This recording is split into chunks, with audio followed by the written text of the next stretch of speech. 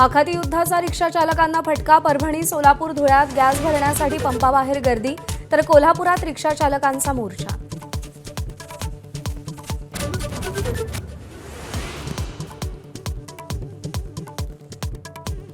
युद्धविरामाच्या संकेतानंतर सोन्याच्या दरामध्ये प्रतितोळा 5,500ची वाढ.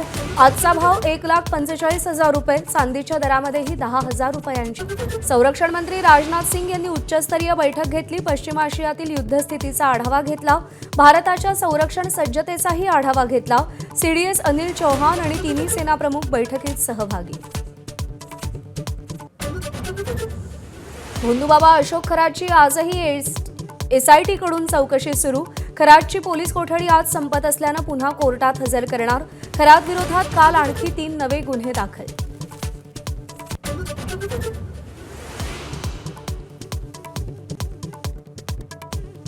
भोंदूबाबा अशोक खरातचे आणखी काळे कारनामे उघड. चिंचोके, रबरी साप, बनावट खड्यांबरोबर मध विकून भक्तांना गंडवलं.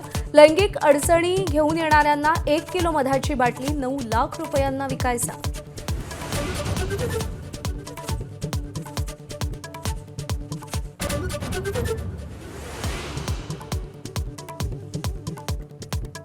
बारामतीच्या पोटनिवडणुकीसाठी सुनेत्रा पवार 6 एप्रिलला उमेदवारी अर्ज भरणार. पवार गट उमेदवारी देणार नसल्याबद्दल सुनील तटकरेंनी सुप्रिया सुळेंचे आभार मानले.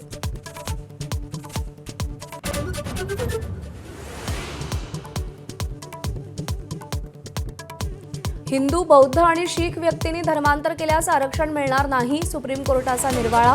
हिंदू, बौद्ध, शीख या 3 धर्मीयांनाच अनुसूचित जातीचं आरक्षण मिळेल असा निर्णय.